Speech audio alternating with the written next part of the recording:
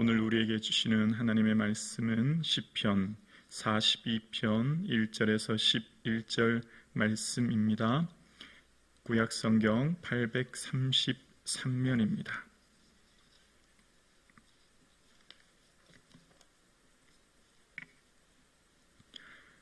시편 42편 말씀을 이 시간 함께 고백드리겠습니다. 함께요.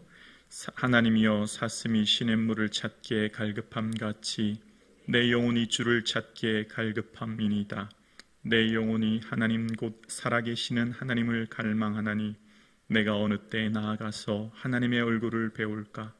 사람들이 종일 내게 하는 말이 내 하나님이 어디 있느뇨 하오니 내 눈물이 주야로 내 음식이 되었도다. 내가 전에 성의를 지키는 무리와 동행하여 기쁨과 감사의 소리를 내며 그들을 하나님의 집으로 인도하였더니 이제 이를 기억하고 내 마음이 상하는도다. 내 영혼아, 내가 어찌하여 낙심하며 어찌하여 내 속에서 불안해하는가? 너는 하나님께 소망을 두라. 그가 나타나 도우심으로 말미암아 내가 여전히 찬송하리로다. 내 하나님이여, 내 영혼이 내 속에서 낙심이 되므로 내가 요단 땅과 헬몬과 미살산에서 주를 기억하나이다. 주의 폭포 소리에 깊은 바다가 서로 부르며 주의 모든 파도와 물결이 나를 휩쓸었나이다. 낮에는 여호와께서 그의 인자하심을 베푸시고 밤에는 그의 찬송이 내게 있어 생명의 하나님께 기도하리로다. 내 반석이신 하나님께 말하기를 어찌하여 나를 잊으셨나이까? 내가 어찌하여 원수의 압제로 말미암아 슬프게 다니니까 하리로다. 내 뼈를 찌르는 칼같이 내 대적이 나를 비방하여 늘 내게 말하기를 내 하나님이 어디 있느냐 하는도다. 내 영혼아, 내가 어찌하여 낙심하며 어찌하여 내 속에서 불안해하는가? 너는 하나님께 소망을 두라. 나는 그가 나타나 도우심으로 말미암아 내 하나님을 여전히 찬송하리로다. 아멘. 예수님의 마음 헤아려 예수님의 뜻을 이 땅에 이루는 저와 여러분 되기를 주님의 이름으로 축복합니다. 아멘. 오늘 본문 시편 42편의 표제어는 고라 자손의 맞쓰길이라고 기록되어 있습니다. 고라 자손의 맞쓰길이라고 하는 것은 교훈이라는 의미고요. 그래서 오늘 본문을 이해할 때 먼저 고라 자손을 이해해야 본문이 이해되죠. 고라 자손은 누구입니까? 민수기 16장에 나왔던 모세를 대적하여 그 고라와 함께 그 지휘관 250명이 땅이 꺼져 땅이 삼키는 그런 고통을 겪었던 족속이 고라 족속 아닙니까? 그러니까 고라는 모세의 사촌 조카였죠. 모세의 아버지가 아브람이고 그 모세의 아버지의 동생이 이스라엘인데 그 모세의 아버지 동생 이스라엘의 첫 번째 아들이 고라인 거예요. 그러니까 아버지 아므람에게는 아론과 모세가 있었고 그 아래 동생 이스라엘에게는 고라, 네벡, 시그리 그렇게 삼형제가 있었던 거죠. 그래서 고라는 모세처럼 우리도 레위 족속이고 우리도 다 같은 하나님의 사람인데 너는 분수에 지나치도다. 내가 스스로 여호와의 총에 높아졌느냐라고 하면서 모세를 거스른 일이 있었던 것을 봅니다. 그러니까 항상 가장 가까이 있는 사람이 가장 아프게 하는 것을 보죠. 자, 그렇게 모세를 거스르는 일이 있자 그 뒤에 무슨 일이 일어납니까? 이스라엘 모든 사람들이 모세를 향해 아론을 향해 원망하기 시작하는 겁니다. 너희가 여호와의 백성을 죽였다라고 하면서 말입니다. 고라의 편을 들기 시작하고 고라의 무리가 땅이 꺼져 죽음을 인하여서 모세와 아론을 원망하기 시작하죠. 그래서 그 뒤에 또한 일어난 사건이 하나님께서 연병으로 말미암아 14,700명이 죽는 끔찍한 일이 일어난 거예요. 그러니까 민수기 16장에 보면 전쟁이나 이방인의 침입이 아니라 내부적으로 일어난 갈등과 시기로 문제로 말미암아 엄청난 고통을 겪는 겁니다. 250명뿐만 아니라 14,700명, 그러니까 한 15,000명이 한꺼번에 죽는 끔찍한 고통을 겪게 된 겁니다. 그런 충격적인 정말 잊지 못할 사건을 경험한 뒤에 한 40년의 시간이 흘러요. 그렇게 40년의 시간이 흐른 다음에 이제 가나안 땅을 들어가기 전 모압 평야에서 이스라엘 백성들의 인구를 셉니다. 이스라엘 백성들의 그 인구를 셀 때 민수기 26장 9절 이하에 보면 인구를 셀 때 그 지파별로 인구를 세는데 그런 얘기를 하는 겁니다. 땅이 그 입을 벌려 그 무리와 고라를 삼키며 그들을 죽였고 당시에 불이 250명을 삼켜 징표가 되었으나 고라의 아들들은 죽지 아니하였더라, 이런 기록이 있어요. 그러니까 이 40년 전에 땅이 그들을 삼키는 고라의 그 거스리는 반역 사건을 기록하면서 고라의 아들들은 어떻게 해요? 죽지 않았다라고 민수기 26장 11절에 기록한 겁니다. 그래서 고라의 자손들이 누구인지는 출애굽기 6장 24절에 보면 고라의 자손들 아들들에 대해서 소개합니다. 그때 보면 고라의 아들은 삼형제가 있었음을 알게 됩니다. 아실, 엘가나, 아비아삽이라고 하는 세 아들이 있었던 거예요. 그러니까 지금 어떤 상황입니까? 고라의 아들 아실, 엘가나, 아비아삽은 지금 아버지로 말미암아 그들은 고통의 시간을 겪기 시작하는 겁니다. 그들은 끔찍한 경험을 한 거예요. 아버지가 땅이 갈라져 죽는 것을 경험한 트라우마, 그 고통, 상처도 큰데 주변 사람들이 야, 너의 아버지는 왜 그랬냐? 너의 집안은 왜 그런 집안이냐? 너 그러고도 살아남았느냐? 라고 하면서 고라 자손을 향해 비웃기 시작하는 겁니다. 수치와 모욕을 주기 시작하는 거예요. 그러니까 그 고라의 아들 삼형제는 자기들이 잘못 아니라 아버지로 말미암아 자기들이 그 죄에 대해 책망을 받고 수치스럽고 부끄러운 일을 겪어야 했던 겁니다. 고라의 아들 삼형제는 이스라엘이 모세를 거스러 죽었다고, 아버지 고라가 모세를 거스러 죽였다고 하는 가족의 낙인이 찍힌 채로 공동체에서 수치와 모욕, 멸시를 당한 겁니다. 그 공동체에서 왕따를 당하기 시작한 거예요. 여러분, 그러니까 지금 고라 한 사람 때문에, 그 일당 때문에 이스라엘의 15,000명이 죽었다고 생각해 보십시오. 어떤 집안, 어떤 사람 때문에 수천 명의 사람들이 죽었다고 하면 많은 사람들이 오히려 그 가족을 미워하지 않겠습니까? 지금 그 상황이 된 거예요.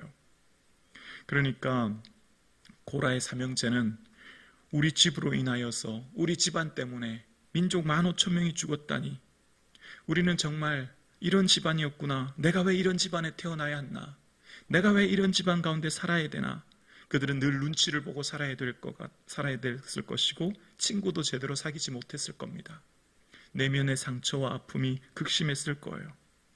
그런데 그들은 그들의 삶 가운데 많은 사람들이 그들을 미워하죠. 그러니까 이때 당시 고라의 무리라고 하는 것은요, 굉장히 수치스러운 말이었어요. 그게 어떻게 알 수 있냐면 민수기 27장에 보면 스로보닉의 여인들이 아들이 없다고 해서 기업을 주지 않는 것에 대해서 모세에게 나서 기업을 달라고 얘기할 때 그들이 모세에게 어떤 말을 하냐면, 우리 아버지가 광야에서 죽었으나 여호와를 거스리려 모인 고라의 무리에 들지 아니하고 자기 죄로 죽었고 아들이 없나이다, 그런 얘기를 해요. 우리 아버지는 고라의 무리에 들는 그런 죄인, 그런 집안, 그런 사람 아닙니다.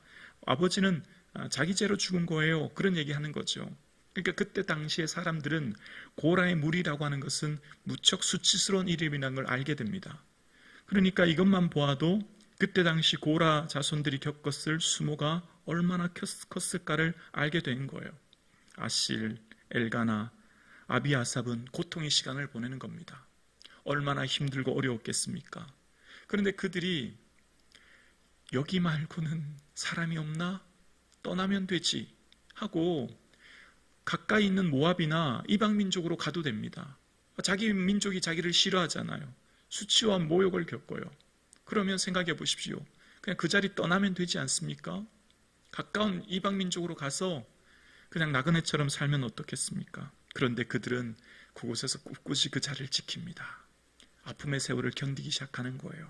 그리고 오랜 세월이 흐릅니다. 그 오랜 세월이 흐른 다음 다윗 시대가 되지요. 다윗 시대가 되었을 때 바로 그들의 후손의 모습이 등장하기 시작하는 거예요. 역대상 6장 32절에 보면 다윗이 성전에 찬송하는 자들에게 맡길 때 모습이 등장하는데요. 역대상 6장 32절에 보면 이런 내용이 나오죠. 솔로몬이 예루살렘에서 여호와의 성전을 세울 때까지 그들이 회막 앞에서 찬송하는 일을 행하되 그 계열대로 직무를 행하였더라. 직무를 행하는 자와 그의 아들들은 이러하니 그앗의 자손 중에 헤만은 찬송하는 자라. 그는 요엘의 아들이요 요엘은 사무엘의 아들이요. 이렇게 쭉 열거하면서 이 헤만이 누구의 자손인가를 역대상 6장 38절에 보면 고라는 이스라엘의 아들이요 라고 소개하기 시작합니다. 그러니까 헤만이 누구의 자손이었냐면 고라의 자손이었던 거예요. 역대상 6장에 보면 회막에서 찬송하는 일을 담당하는 거룩한 직무를 담당하는 헤만은 바로 고라의 자손 이스라엘 아들들이었다는 것을 소개하기 시작하는 겁니다. 그러니까 아실, 엘가나, 아비아삽은 그 수치와 모욕의 시간, 그 공동체를 떠나지 않고 지킨 거예요. 그리고 그의 자손들은 드디어 다윗 시대에 하나님께 쓰임받는 찬송의 일을 담당했다라고 성경은 기록하고 있습니다. 어떻게 고라와 그 자손들은 그 수치의 시간을 보낼 수 있었을까요? 어떻게 그 고통의 시간을 견뎌낼 수 있었을까요? 오늘 본문이 그 바로 해답입니다. 고라 자손들은 아픔과 고난의 시간에 하나님께 부르짖었습니다. 하나님을 갈망했습니다. 오늘 본문 1절이지요. 하나님이여 사슴이 시냇물을 찾기에 갈급함같이 내 영혼이 주를 찾기에 갈급하니이다. 고라 자손들은 하나님이라고 고백하죠. 하나님 엘로힘은 전능하신 하나님입니다. 능력이 무한하신 하나님이에요. 그 하나님께 고백하는 겁니다. 하나님께 사슴이 목을 마를 때 위험을 무릅쓰고 물가에 가는 절박한 상황처럼 하나님 우리는 주님께 절박하게 주께 부르짖습니다. 주님을 갈급합니다. 라고 하나님 앞에 부르짖는 겁니다. 그러면서 지금 그들의 삶이 하나님의 성전과 멀리 떨어져 있음을 고백하죠. 2절에 보면 내 영혼이 하나님 곧 살아계시는 하나님을 갈망하나니 이는 내가 어느 때 나아가서 내 하나님의 얼굴을 배울까 고백합니다. 내가 어느 때 나아가서 지금 이 고라의 자손들은 시공간적으로 성전을 멀리 떨어져 있어서 하나님을 갈망하는 모습이 나오는데요. 이들의 고통과 수치가 얼마나 컸는지를 3절에 이렇게 고백합니다. 사람들이 종일 내게 하는 말이 내 하나님이 어디 있느냐 하오니 내 눈물이 주야로 내 음식이 되었도다. 그 고통이 얼마나 컸으면 사람들이 고라 자손에게 말하는 거예요. 야, 너희 하나님은 어디 있느냐? 너도 하나님 믿는 족속 맞느냐? 그런데 너희 집안은 왜 그러냐? 너는 왜 그런 삶을 사느냐? 너희 아버지는 왜 그랬느냐? 어떻게 그렇게 하고도 이 공동체 안에 살고 있느냐? 수많은 사람들이 수군거리고 그들을 향해 비난하는 겁니다. 그래서 그 눈물이 주야로 앞을 가리고 음식을 제대로 먹을 수 없는 고통 시간을 보내기 시작한 거예요. 그들이 누구입니까? 그 사람들이 누구입니까? 4절에 보면 나와요. 본문 4절에 보면 내가 전에 성의를 지키는 무리와 동행하여 기쁨과 감사의 소리를 내며 그들을 하나님의 집으로 인도하였더니 이제 이 일을 기억하고 내 마음이 상하는도다. 함께 신앙생활했던 사람들, 함께 주님의 전에 나와 예배하며 하나님 앞에 나아갔던 그 무리들, 함께 동행하며 기쁨으로 찬송했던 그들이 내게 고통스러운 말을 하고 내 하나님이 어디 있냐 말하며 상처를 주는 겁니다. 우리를 가장 아프게 하는 사람은 누굴까요? 가장 가까이 있는 사람인 거죠. 결코 멀리 있는 사람이 아닙니다. 내가 모르는 사람이 아니에요. 나의 가장 가까이 있는 사람, 나와 함께 있는 사람이 나를 가장 아프게 하는 것을 경험하게 되죠. 그래서 고라 자손은 그 고통이 얼마나 큰지 스스로에게 이렇게 외칩니다. 낙심과 불안 가운데 있는 그는 스스로에게 고백합니다. 5절입니다. 내 영혼아 내가 어찌하여 낙심하며 어찌하여 내 속에서 불안해하는가? 너는 하나님께 소망을 두라. 그가 나타나 도우심으로 말미암아 내가 여전히 찬송하리로다. 6절이요. 내 하나님이여 내 영혼이 내 속에서 낙심이 되므로 내가 요단 땅과 헤르몬과 미살산에서 주를 기억하나이다. 내 영혼이 너무나 낙심하고 불안하여 내 영혼을 향해 고백하며 외칩니다. 어찌하여 낙심하며 불안해하는가? 하나님 바라보라. 하나님 소망하라. 하나님 여전히 나를 도우시니 그분을 인하여 찬송하라. 고난의 시간, 고통의 시간, 수치와 모욕의 시간, 고라의 자손들은 이렇게 주님께 고백합니다. 하나님, 내 마음이 낙심됩니다. 불안합니다. 근심이 됩니다. 하나님, 그러나 내가 하나님을 소망합니다. 그러나 내가 여전히 주님을 찬송합니다. 은혜 베풀어 주세요. 붙들어 주세요. 이 고난과 아픔, 내 힘으로 견딜 수 없는 시간을 지금 보내고 있습니다. 주님 외에는 이 고통을 이길 수 없사오니 주여 은혜 내려 주옵소서라고 하며 주님 앞에 찬송하는 거예요.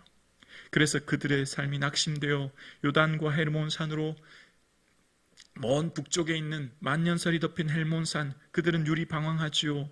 미살산은 작은 산이란 의미인데 현재 고난을 겪고 있는 자신들의 모습을 상징하는 모습인 것을 봅니다. 그러니까 그 고난의 시간이 깊어지는 것을 봅니다. 그 고통이 얼마나 크냐면 7절에 주의 폭포 소리에 깊은 바다가 서로 부르며 주의 모든 파도와 물결이 나를 휩쓸었나이다 라고 이야기합니다. 유대인들에게 있어서 바다는 두려움의 장소입니다. 요한계시록 13장 1절에 보면 내가 보니 바다에서 한 짐승이 나오는데 뿔이 10이요 머리가 7이라 라고 얘기합니다. 유다서 1장 13절에도 보면 자기 수치의 거품을 뿜는 바다의 거친 물결이요라고 얘기해요. 유대인들에게 바다는 두려움과 고통의 장소임을 봅니다. 그러니까 지금 이 고라의 자손들은 깊은 바다, 파도, 물결 같은 고난, 공포, 두려움이 그들을 감싸고 그들을 휩쓸었다고 고백하는 거예요. 이 극심한 고통이 점점 밀려오고 고난의 시간 가운데 그들이 어떻게 이것을 이겨냈을까요? 우리 8절 함께 고백하실까요? 8절 자막 보여주실래요? 함께요. 낮에는 여호와께서 그의 인자하심을 베푸시고 밤에는 그의 찬송이 내게 있어 생명의 하나님께 기도하리로다. 아멘. 그 고난의 시간, 낮과 밤 어떻게 이겼을까요? 주님께 기도한 거예요. 오직 주만 바라보며 주를 의지하며 기도한 거예요. 낮에는 인자, 헤세드라고 하는 변치 않으신 한결같으신 하나님의 은혜를 기억한 거예요. 비록 사람들이 나를 부인하고 버리고 외면해도 하나님은 날 버리지 않으셔. 하나님 날 붙들고 계셔. 하나님을 바라보고 밤에는 생명의 하나님께 기도한 거예요. 주의 하루 주님을 바라보고 눈물로 간구한 거죠. 너의 집안은 왜 그러냐? 너의 아버지는 왜 그러냐? 너 어떻게 너처럼 그런 집안에 태어났냐? 수많은 사람들이 비웃고 조롱합니다. 아실과 그 삼형제, 그 형제들 얼마나 고통스러웠을까요? 자신들의 아버지로 말미암아 고통의 시간을 겪었을 때 그는 주님 앞에 기도하며 나아가는 겁니다. 그러면서 하나님 앞에 다시 그들의 삶을 아뢰는 거예요. 9절입니다. 내 반석이신 하나님께 말하기를 어찌하여 나를 잊으셨나이까? 내가 어찌하여 원수의 압수로 말미암아 슬프게 다니니까 하리로다. 10절이요. 내 뼈를 찌르는 칼같이 내 대적이 나를 비방하여 늘 내게 말하기를 내 하나님이 어디 있느냐 하도다. 그 고통이 얼마나 큰지, 칼이 내 뼈를 찌르는 극심한 고통을 겪었다는 거예요. 하나님의 앞에 울부짖어 기도하지만 그 고난이 계속되고 있음을 봅니다. 하나님께 기도하지만 그럼에도 불구하고 뼈를 찌르는 칼같이 사람들이 여전히 그들을 고통스럽게 하고 내 하나님이 어디 있느냐 말하는 모습을 봅니다. 여러분, 칼로 살을 베어도 얼마나 아픈데 그 살이 뼈를 찔러서 고통스럽게 한다는 이 표현 속에 고라 자손의 그 고통이 얼마나 극심했는지를 이야기하는 거예요. 인생을 사는 것이 이렇지 않습니까? 인생을 사는 것이 어쩌면 뼈를 찌르는 칼 같은 고통이 우리의 삶에 닥치는 것을 봅니다. 정말 숨쉬기조차 힘든 순간이 우리에게 닥치는 것을 봅니다. 오늘을 견디는 것조차 힘들 때가 있음을 봐요. 너무나 지치고 힘들어서 오늘 내 삶을 여기까지 마감했으면 좋겠다고 하는 극심한 생각이 들 때도 있지요. 그렇게 수많은 고통 가운데 또다시 고라 자손은 그럼에도 불구하고 11절 하나님을 바라보는 거예요. 11절입니다. 우리 함께 고백할까요? 내 영혼아 내가 어찌하여 낙심하며 어찌하여 내 속에서 불안해하는가? 너는 하나님께 소망을 두라. 나는 그가 나타나 도우심으로 말미암아 내 하나님을 여전히 찬송하리로다. 여전히 찬송하는 거예요. 응답이 없고 환상과 능력과 영광이 없지만 그럼에도 불구하고 낙심이 되고 불안되지만 여전히 주님 앞에 머물러 있는 겁니다. 여전히 주님 곁을 떠나지 않은 거예요. 여전히 주님을 찬양하는 거예요. 고라의 무리는 이스라엘에서의 수치와 모욕을 당하고 고통스러운 시간을 보냈지만 그 시간을 견뎌내는 것, 기도하며 주님 곁을 떠나지 않으려 몸부림치는 겁니다. 우리의 삶 가운데 믿음은 인격과 굉장히 큰 밀접한 영향이 있습니다. 어쩌면 우리의 삶 가운데 믿음보다 인격이 더 중요하다는 것을 느낄 때가 있어요. 믿음이 좋을 때와 나쁠 때가 있어서 굴곡이 심할 때를 보지만 인격은 언제나 또 한결같지 않습니까? 그래서 우리의 삶 가운데 자존심의 꽃이 떨어져야 인격의 열매가 맺습니다. 자존심의 꽃이 떨어져야 믿음에 성장하는 것을 보게 됩니다. 여러분, 다윗이 큰 죄를 범하였을 때 나단 선지자가 비유를 들면서 얘기할 때 당신이 그 사람이다 라고 외쳤을 때 다윗은 수치스럽고 굴욕스럽지만 그곳에서 그는 꼬꾸라치며 회개합니다. 바로 내가 그 사람이라고. 그리고 다윗은 나를 주 앞에서 쫓아내지 마시며 주의 성령을 거두지 마옵소서라고 고백해요. 수치스럽고 굴욕스러운 그 시간, 주님 날 버리지 마세요. 마치 어린아이가 어머니께 야단을 맞으며 매를 맞으면서도 치마폭을 감싸며 어머니를 더 부여잡듯이 다윗은 그런 사람이었어요. 눈물과 수치와 굴욕적인 시간이지만 그 시간은 하나님을 더 붙잡을 때입니다. 마치 수로보니게 여인들이 예수님께서 자녀의 떡을 던져 개들에게 던짐이 마땅하다 말씀하실 때 맞습니다, 옳습니다. 그렇지만 개들도 주인의 땅에서 떨어지는 부스러기를 먹나이다 고백했던 것처럼 우리의 믿음의 최종 마지막 단계가 어디 있을까요? 바로 자존심의 꽃이 떨어져야 하는 거예요. 예수님께서 사람들에게 견딜 수 없었던 건 뭘까요? 침뱉음 당하시고 주먹을 맞으시면서 사람들에게 그 십자가에서 내려오라 조롱하시는 그 고통을 우리에게 보여주신 것이죠. 고라의 무리들은 어떻게 이 시간을 견뎠을까요? 자존심 상하고 수치스럽습니다. 그 공동체 떠나면 그만이에요. 굳이 내가 왜 이 이스라엘 공동체에 남아 있어야 될까요? 사람들이 손가락질하고 모욕하는데 가까운 모압이나 암몬족 속이라고 하면 그만 아니겠습니까? 그러나 그렇지 않아요. 주님 앞에 기도하는 자는 삶의 자리를 지키는 거예요. 주께 울부짖어 간구하는 자는 그 삶의 자리가 아무리 척박하고 심지어 수치스럽고 모욕스럽다고 할지라도 주님 말씀하시기 전까지는, 주님 떠나라고 하시기 전까지는 그 자리를 견디는 거예요. 그 자리를 묵묵히 지키는 겁니다. 그래서 하나님께서는 고라 자손을 통하여 결국은 주님을 찬양하는 찬양대로 쓰셨던 것처럼 오늘 예배 드리시는 저와 여러분, 우리의 가족, 우리의 삶의 자리가 척박하고 힘들고 아프고 어려워도 심지어 수치와 모욕을 당하는 그 어려운 자리에 있을지라도 하나님께 소망을 두고 하나님을 바라보며 주님 앞에 기도할 수 있는 저와 여러분 되실 수 있기를 주님의 이름으로 축원합니다.